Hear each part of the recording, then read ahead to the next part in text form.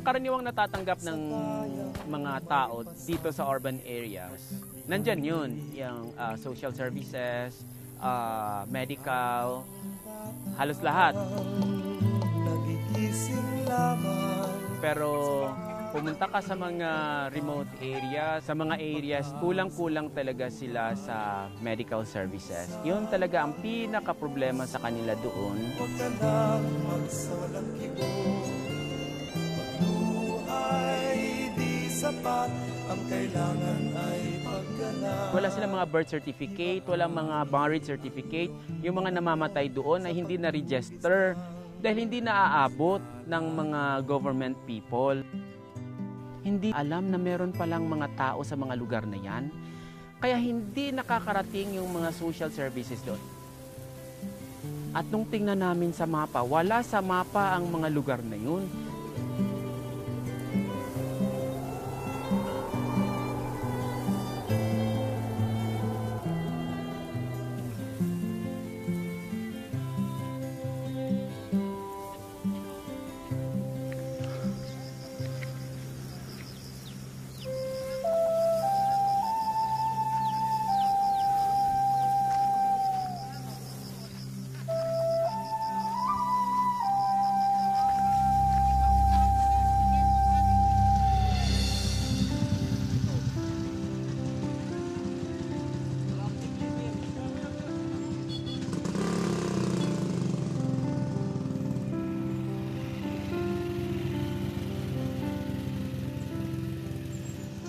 Nung mag-first year medicine ako, tinanong kami ng aming professor kung ano ang dahilan kung bakit kami nag-medicine. Ang aking mga kaklase, ang mga sagot nila ay like, gusto kong yumaman. Ang iba ay gusto kong pumunta ng States para doon ako mag-practice. In short, gusto kong yumaman.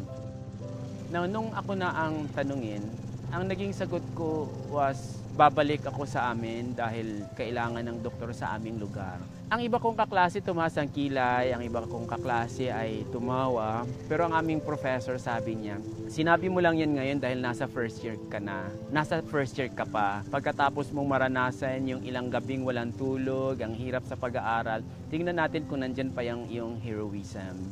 Natapos ako ng medicine, natapos ako ng aking training, umakyat ako sa mga kabundukan, nasunod ko yung mga sinabi ko, napatunayan kong mali ang kanilang mga sinabi sa akin ng first year.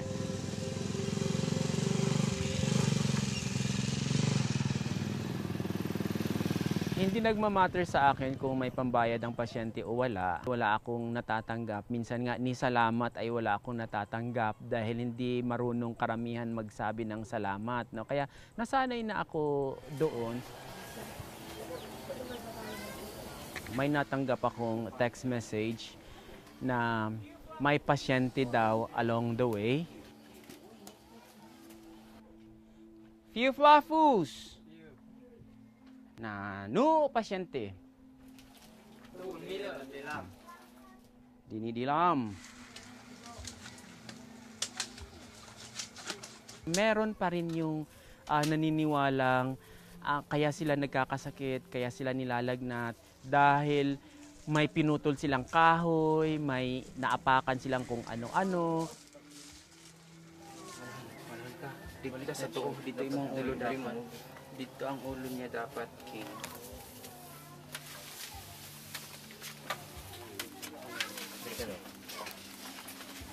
Asa na mo?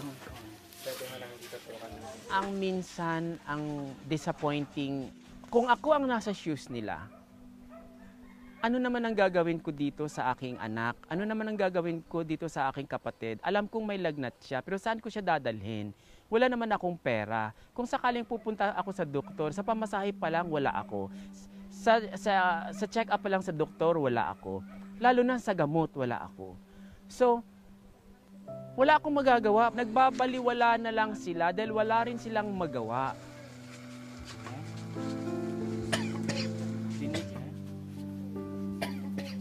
Dini chairman, no? Diha. Dili lang sa chairman, dili lang sa mic. Okay, pwede na yan.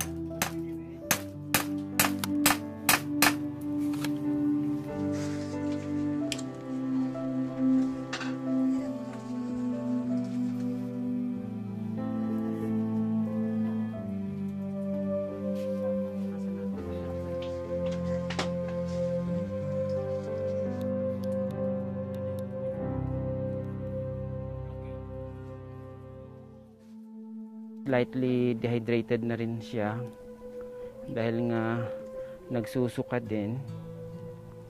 Kaya kailangan natin ng dextrose. Yan, ayan, i-off din ha.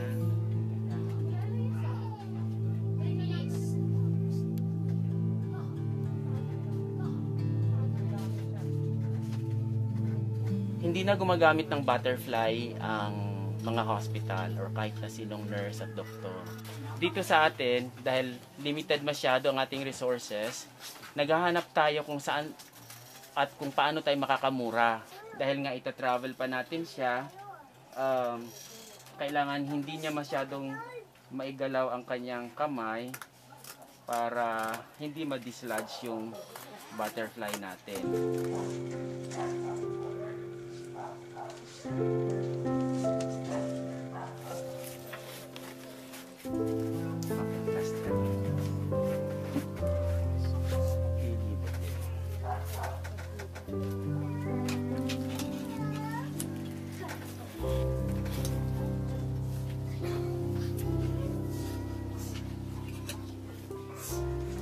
Kung dadalhin ang pasyente sa hospital, they have to have more or less 1,000 pesos para makapagpagamot.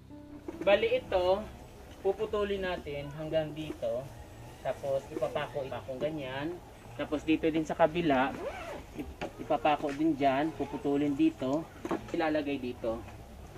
Yan, ganyan, saka dito. Tapos kailangan may sahig yan, ha? Lalagyan natin ng sahig, kuha pa tayo ng kawayan para gawin natin sahig. Pag natapos na yan, siguraduhin lang natin na kasya si dindin sa hihigaan niya. Okay, pagkatapos niyan, lalagay na natin sa ibabaw ng kabayo. Since kabayo lang ang gamit sa mga areas na ito, naisip ko na baka pwedeng gamitin yung kabayo para higaan ng pasyente.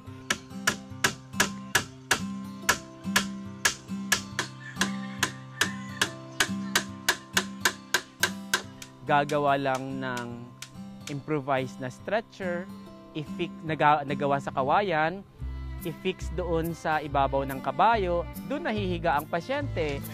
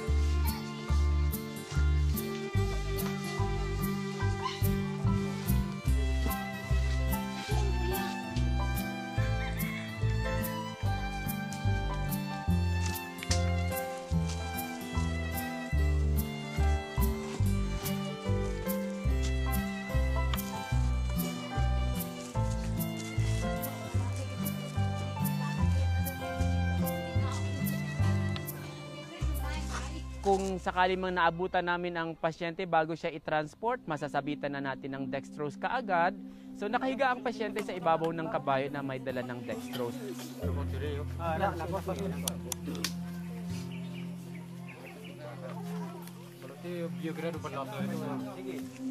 Ang karaniwan kasi nilang ginagawa ay kinakarga nila yung pasyente gamit ang kawayan na may duyan sa gitna at dalawang tao ang magbubuhat sa pasyente na nakahiga doon sa duyan.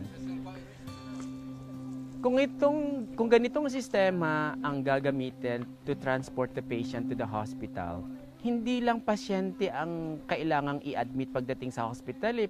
Kasama na yung nagkakarga ng pasyente sa layo, sa hirap ng paglalakbay na karga-karga ang pasyente.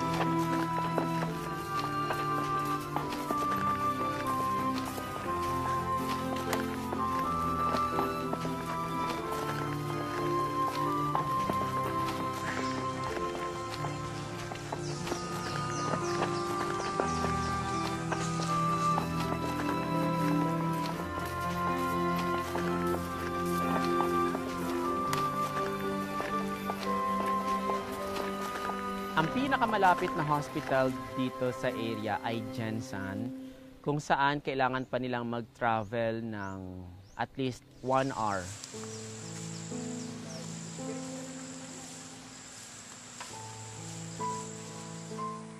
From here, papunta doon sa highway, may 5 kilometers. From highway to Jensan, may 25 kilometers.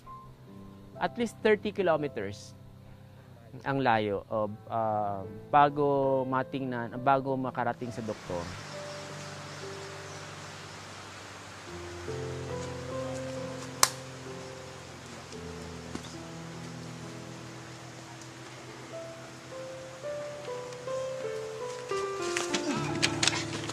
Taas-taas kaya magbaklo. There was a time na may nagtanong, paano na lang kung may malubhang may sakit dito sa inyo? Ang sagot ng karamihan, God's will na lang. Ganun na lang. Usually, nagre-request ako ng ambulance para madala ang pasyente sa Jensan.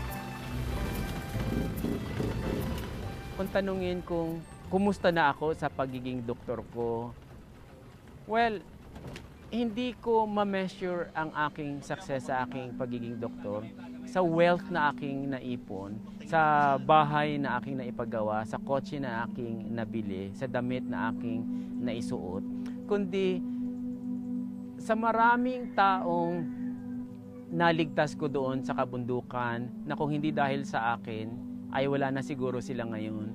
Minsan, naisip ko tuloy, something must be wrong in me. Kung bakit nasasaktan ako kung naalala ko sila.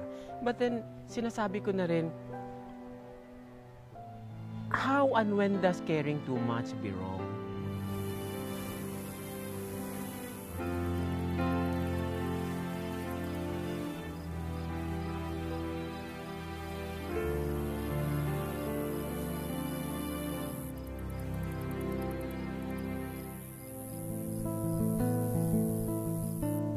Never in the past na may umakyat sa kanilang sitio, sa kanilang bundok, hindi pa talaga sila naabot ng doktor sa kanilang mga lugar. Wala pang nakapagbigay sa kanila ng pagkain, used clothing.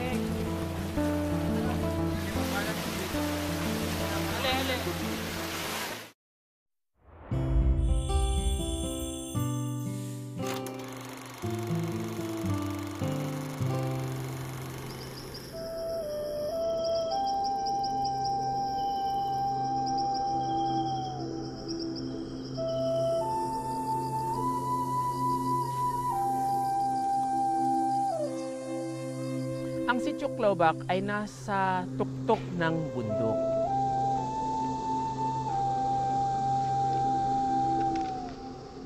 Dahil nasa tuktok siya ng bundok, walang tubig. Dahil walang tubig, wala silang CR. Ang mga tao doon, kulang sila sa pagkain, kulang sila sa produkto. Never in the past na may umakyat sa kanilang sitio, sa kanilang bundok. Hindi pa talaga sila naabot ng doktor sa kanilang mga lugar. Wala pang nakapagbigay sa kanila ng pagkain, used clothing. Uhaw na uhaw sila na mapatingnan ng doktor.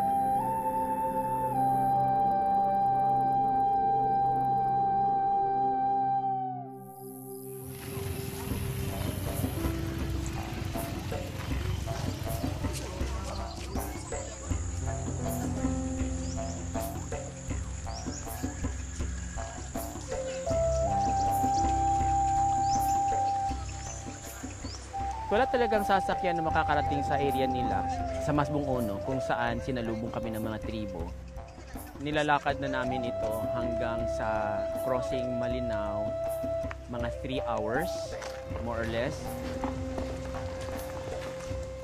So every last week of the month yan, magsisimula ang aming journey.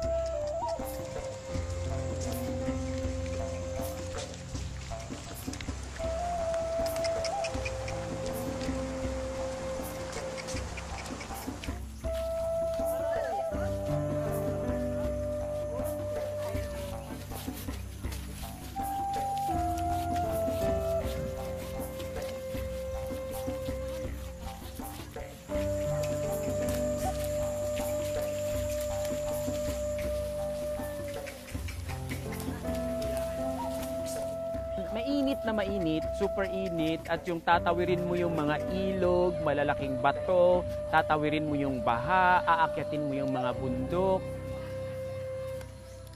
Would you believe na we have to cross a river 18 times? May mga areas pa na kailangan mong baybayin yung ilog dahil hindi mo tatawirin, kundi baybayin mo talaga yung ilog dahil bangin dito, ilog ang nasa gitna. Doon ka talaga dumaan sa ilog dahil wala kang ibang daanan papunta sa kanila. Napakaraming beses mong tatawirin yung ilog. Kung baha pa talaga, wala kang chance na makapunta sa area.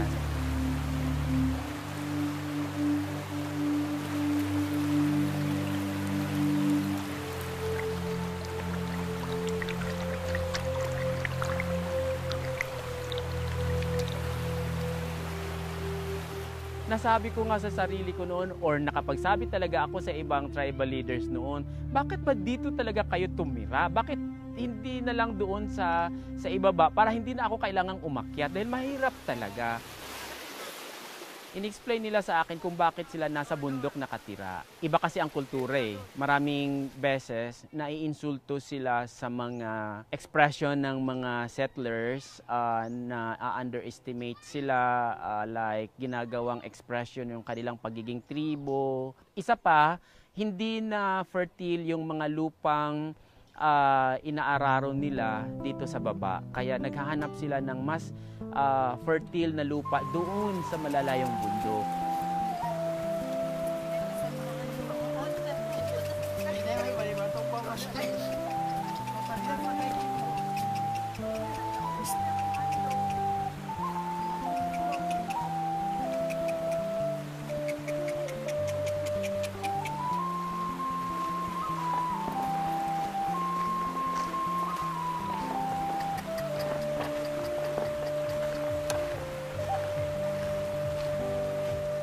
May mga portion na malamang 75 degrees ang kanyang inclination.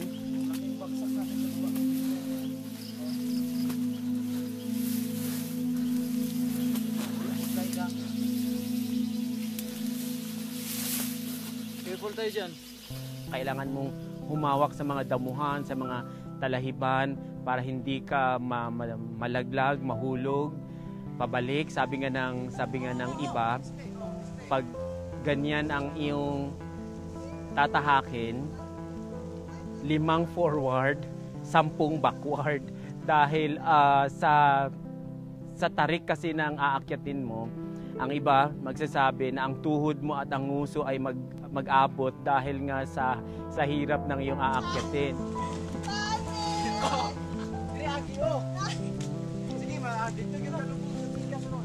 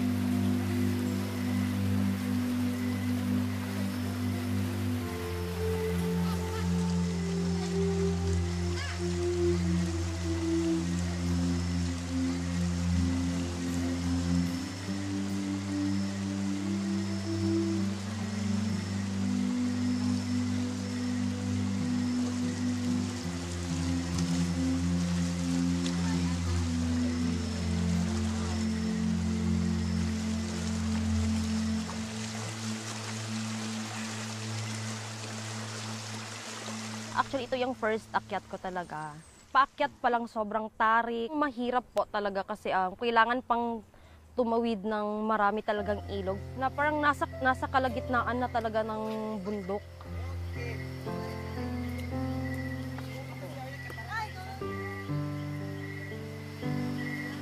Agay! Nalaman.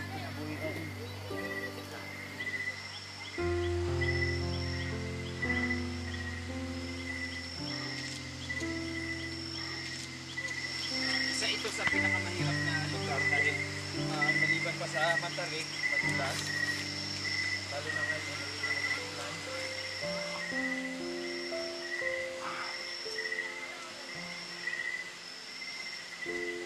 Kung hindi ko po akalain na may mga tao pa palang nakatira doon sa lugar na yun.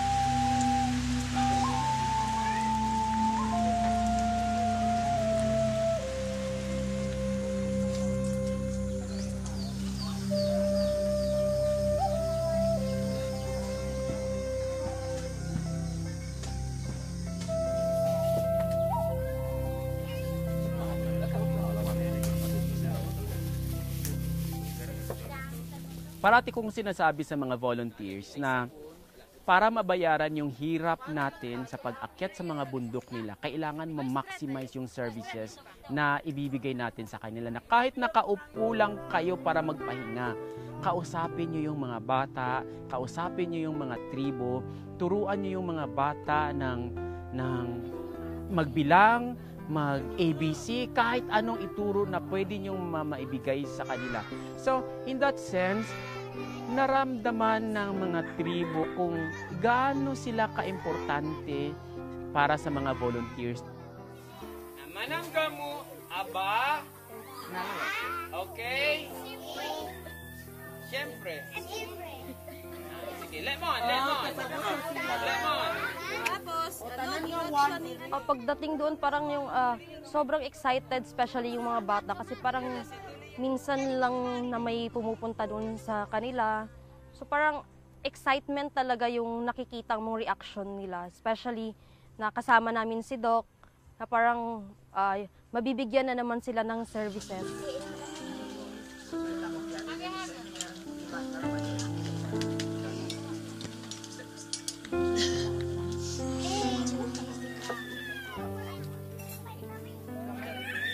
One week kaming nasa bundok para sa aming mga medical services. Kasama na dyan ang medical mission.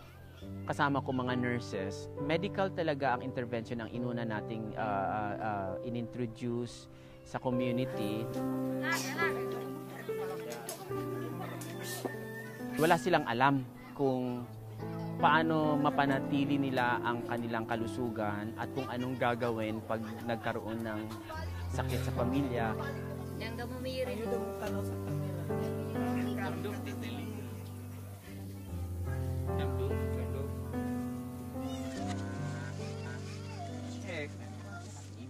May nagtatae dahil kulang sila sa sanitation, dahil nga kulang sa tubig, walang CR, kung kaya marami ding mga dermatitis, skin infections. Halo-halo na ang sakit nila doon. Una-una dahil nga kulang sila sa nutrition, mababa ang kanilang immune system, madali silang magkasakit. Dari kang post doon, dari lalo ng post doon.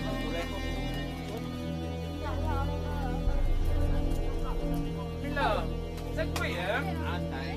Ano?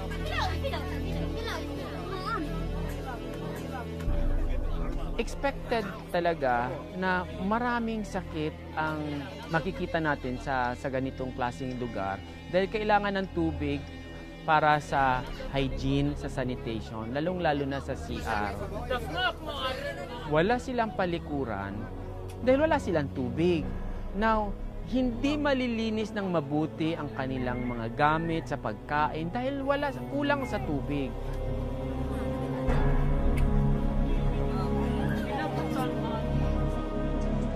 Kaya common yung suka at pagtatae sa lugar, kaya hindi sila makapaligo, kaya sila maraming dermatitis, skin infection dahil hindi makapaligo araw-araw. Maon sa gini lo tukok. Ang hinungdan ang mga bata sa bukid nagkasakit sila kay tungod nagkalisod wa gyud may tubig. Way naghatag sa moang tubig, ikaduha mao hinungdan sa ilang sakit kung naay mga hayop nga mga matay para sa nang ilaga, mga manok. Bisa kung sa mga hayop dira kung mamatay moadto og tubig kay wa may punduhan sa moang tubig dira man sa mga kuan sama ni anang moang tubig puros mga tabay. Walay hose nga gihatag sa mga para punduhan sa tubig. Mao tong hinungdan nga nagkasakit sila.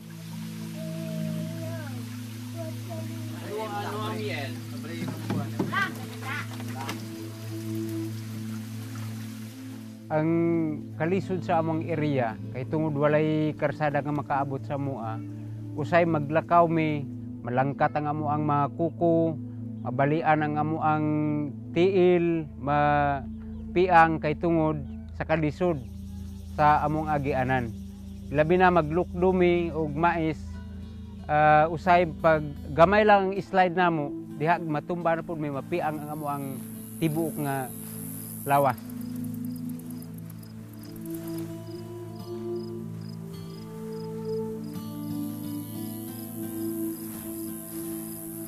Magpatabang unta mi kung sa gobyerno nga kinahanglan makalusot gyud ang dalan paadtog bukid para dili gyud mi magkalisod sa among panginabuhian sa bukid.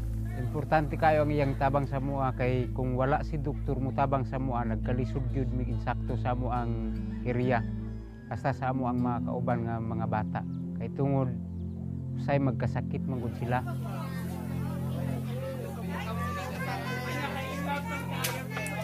Ito ang common na problema sa ganitong area na napakalayo from the health center. Like, they have to travel for days or at least 5 hours. Kung sakaling na-document na may TB ang pasyente, kailangan linggo-linggo sila na dapat pumunta sa health center para kumuha ng supply. In that instance na hindi sila makakuha ng supply ng TB medicine doon sa center, mapuputol yung medication. Yan ang pinaka-problema ng World Health Organization natin na resistant bacteria ng tuberculosis dahil putol-putol yung pag-inom ng gamot.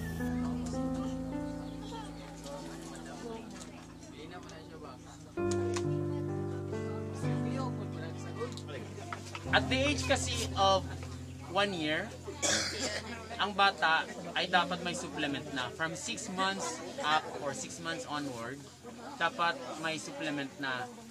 Unfortunately, sa case na ito, purely breastfeeding pa rin.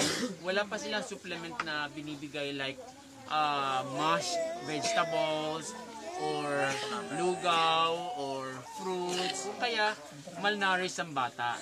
Now, dahil sa malnutrition na ito, makikita natin na maliliit ang kanyang braso, malaki ang tiyan, maputla. Kaya kailangan talaga natin ng supplement. Kaya tayo nag-feeding dito at nagbibigay tayo ng vitamins. Okay. Drops dyan? Tanawag ko drops. Drops. Pila? 1 ml 3 times a day. 1 ml 3 times a day. Paracetamol, vitamins. Okay.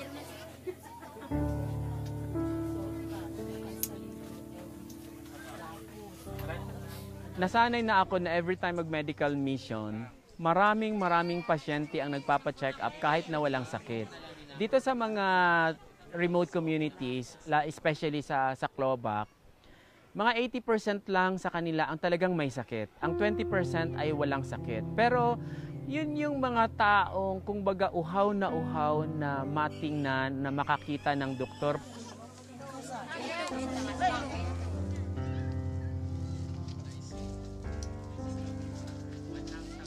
Now, there will come a point na nauubusan din kami ng supply. Frustrating ang pakiramdam, lalo na pag dumating yung pasyente na may sakit talaga, malubha na yung sakit niya, tapos wala na kaming maibigay. Kaya lang, wala niya rin kaming magawa. Saan ang iyong puso? Huwag ka nang magsawalang kibo. Magluhay di sapat, ang kailangan ay pagganap. Ibahagi ang iyong panahon sa pagtugis ng nilalayo.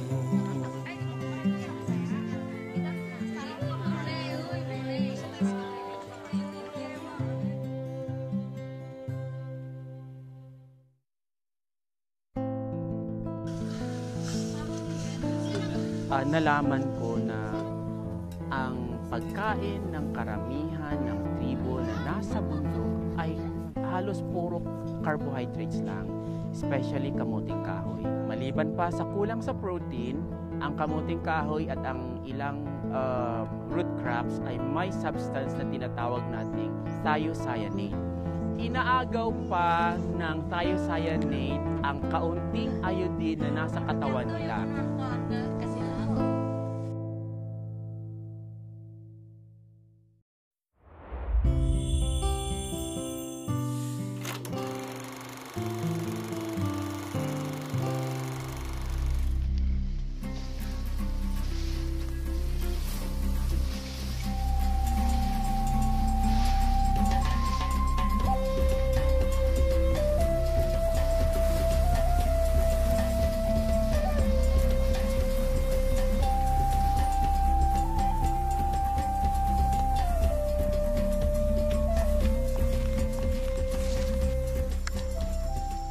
Isang mahirap na naman na lakaran, baba-akyat sa mga bundok, na tao lang ang nakakadaan, maputik, matataas yung mga damo, makakate.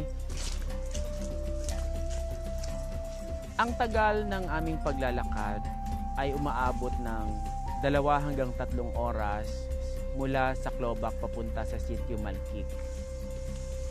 Pero kailangan naming lumipat sa kabilang sitio para makapagserbisyo na naman doon sa kanila.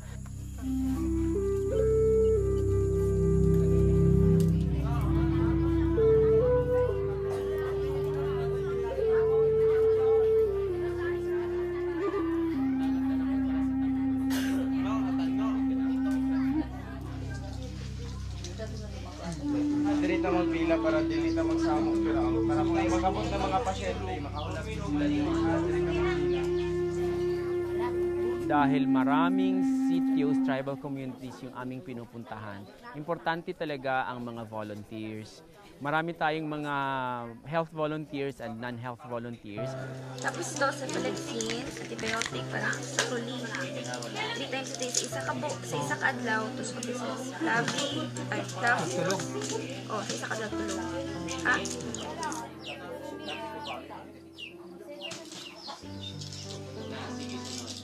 Importante din ang mga health volunteers natin dahil sila yung nag-aalaga sa mga bata na kailangan nilang i-adapt doon dahil kailangan mabigyan ng special attention, may mga very malnourished children, may mga sakitin na mga bata na sila yung nag-aalaga.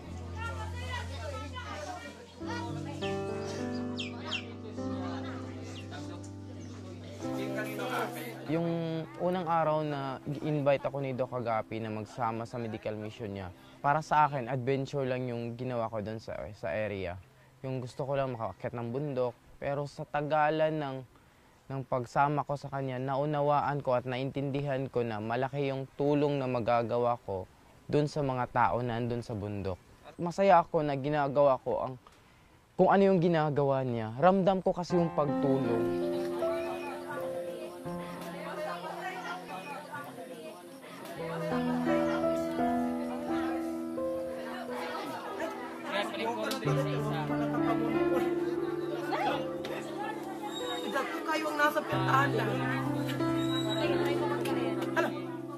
Dahil nga hindi rin sila napupuntahan doon ng doktor, maraming nagpapatingin sa atin naiisip namin na mga celebrity kami pag nandoon dahil dinudumog kami ng mga pasyente kahit na walang sakit.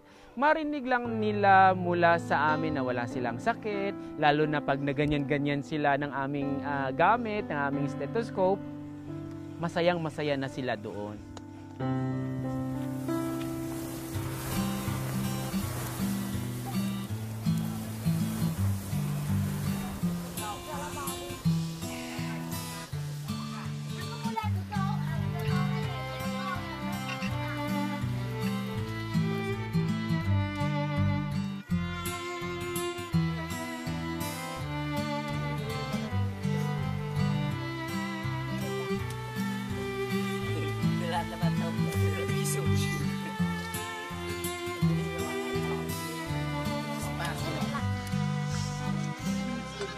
Nalaman ko na ang pagkain ng karamihan ng tribo na nasa bundok ay halos puro carbohydrates lang, especially kamuting kahoy. Maliban pa sa kulang sa protein, ang kamuting kahoy at ang ilang root crops ay may substance na tinatawag nating thiocyanate.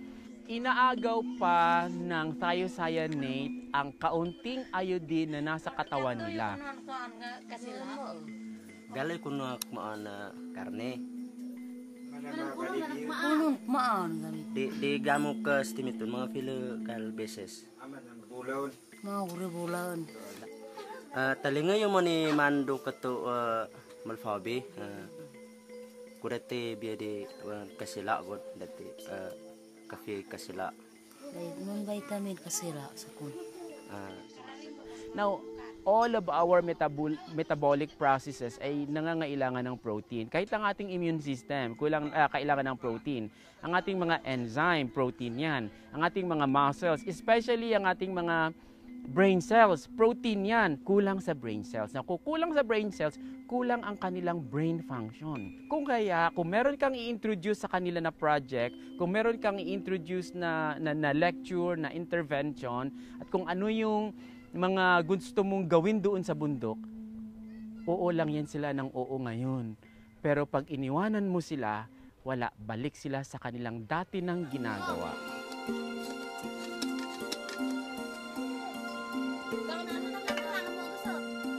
Dahil kulang sila sa protein sa kanilang diet, kulang ang kanilang hindi lang sa brain development, kundi sa kanilang physical development. Kaya makikita natin sa bata ang different physical signs of protein malnutrition na tinatawag naming kwashiorkor.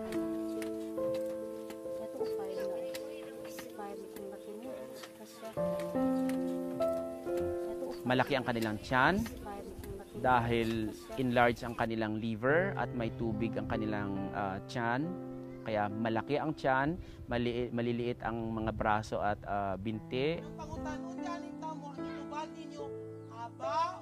May discoloration sa kanilang hair. Malaki din ang kanilang pisngi. Kulang sa protein na nandyan sa kanilang blood vessel, sa kanilang dugo. Kung kaya ang tubig na nasa blood vessel ay lumalabas. Yun ang naiipon dito sa pisngi at saka sa tiyan.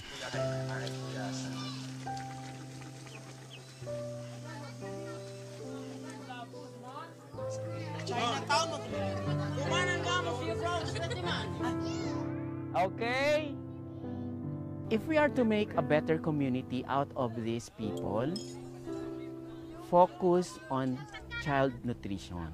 Dahil ang mga batang ito, pag binigyan mo sila ng tamang pagkain, especially during the first 5 years, lalakihan sila na maganda ang kanilang brain development.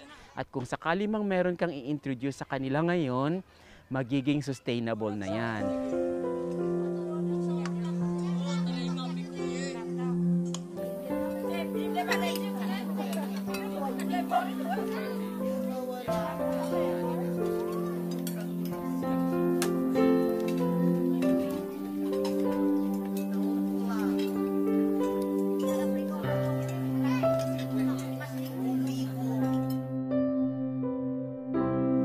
Sa mga panahon na yun, kakailanganin natin ang ating programa na i-Texidoc.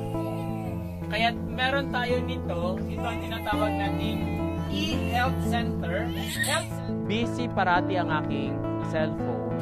More or less 100 text messages a day hanggang sa gabi yan.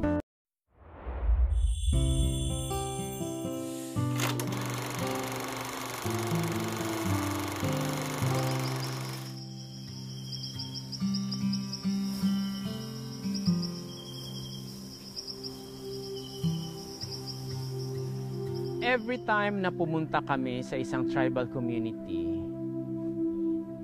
nagli-lecture talaga kami on preventive medicine or primary health care. May maalala lang sila kahit kaunti. At para din sa amin, wala kaming nakaligtaan na gawain doon. Dahil as much as possible, kailangan holistic ang approach ng aming intervention doon sa kanila para din ma-maximize yung aming services na dinadala doon. Kinakain sa umaga, kamuting kahoy. Sa tanghali, kamuting kahoy. Sa hapunan, kamuting kahoy. Okay? Masarap ang kamuting kahoy. Marami siyang carbohydrates, marami siyang fibers. Ang problema, kulang sa protina ang kamuting kahoy. Uso pa rin dito sa lugar na to yung mga arbolaryo at nagpapagawa ng kung ano-ano sa mga pasyente. Kung kaya tumatagal yung kanilang pagpapagamot sa doktor dahil sa may paniwala pa silang ganun. Maliban pa sa mahal ang magpagamot sa doktor, magtitiis na muna sila sa mga ganito.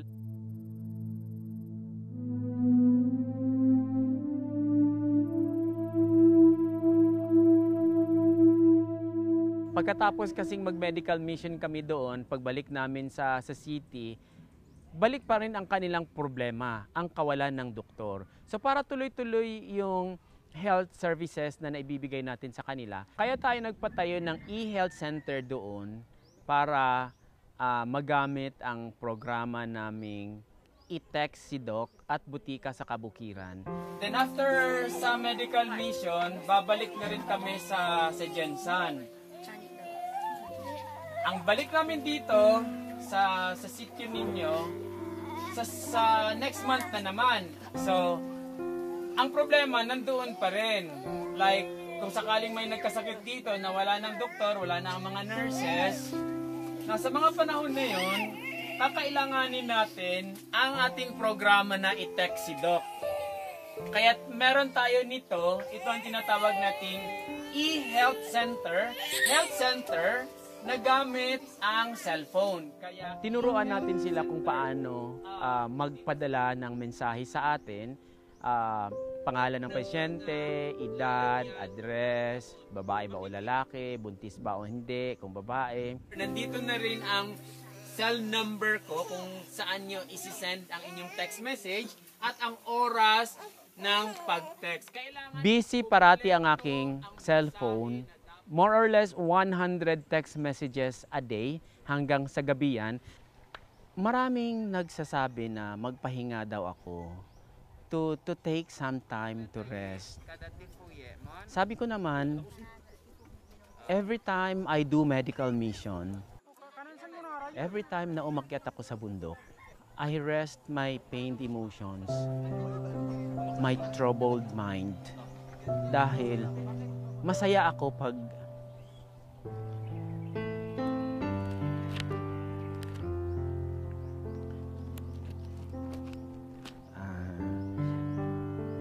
nandoon sa kanila. Dapat kasi ang doktor objective eh. Ako kasi nagiging subjective ako the more na na-expose ako sa kanila, the more na nakikita ko silang naghihirap. Yung bang maririnig ko lang na namatay, na hindi man lang napatingnan sa doktor, namatay na hindi man lang nakainom ng gamot, namatay sa gutom, yung mga batang nakikita kong payat na payat dahil wala silang pagkain. Habang nakahiga ako sa aking kama at naalala ko sila, the more na natutroubled ako, the more na nasasaktan ako. Kahit na gaano kahirap ang paglalakad paakyat sa kanila, kahit na gaano karaming ilog na tatawirin, kahit na gaano katarik yung bundok na inaakyat, kahit na gaano kainit yung aming nilalakad, minsan na nadudulas pa kami sa mga putik habang malakas ang ulan na naglalakad kami. Yung mga yun ay binabaliwala ko dahil mas masakit yung aking nararamdaman kung sila'y aking naaalala na namamatay na lang, na wala man lang nakapansin sa kanila.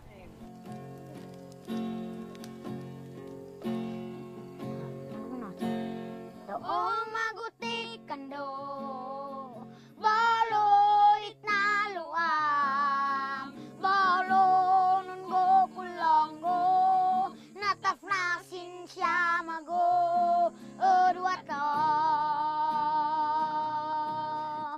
Doong tagutin na yun, doong magutik kando, baloit na luam, balo nun go kulonggo, natafnasin siya mago, udwata. Doon tagutin na yun, natas bimba tagun, natoon tagun na yun.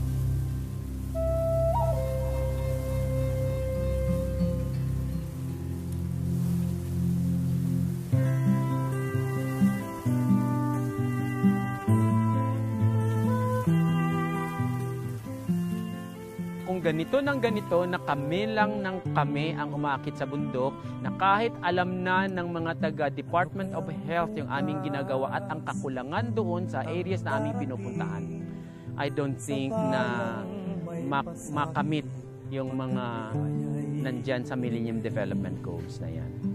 Marami ng batang nagigising lamang sa maagang pagpanaw ng pag-asa o buhay. Buksan ang iyong puso, huwag ka nang magsawalang kibo. Pagluhay di sapat, ang kailangan ay pagganap. Ibahagi ang iyong panahon sa pagtugis ng nilalayo.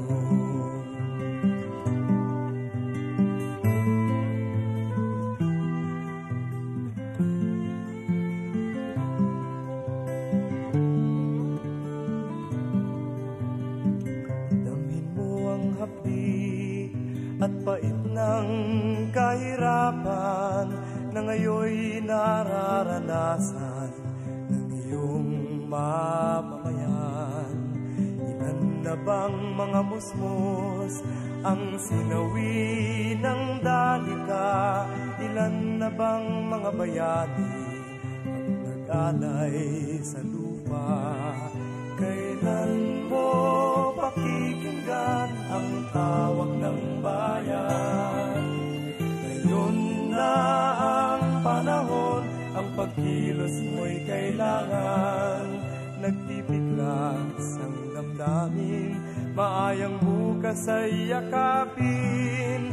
Buksan ang iyong puso, huwag ka nang magsawalang ibo. Pagluhay di sapat, ang kailangan ay pagganap. Ibahagi ang iyong panahon sa pagtugis ng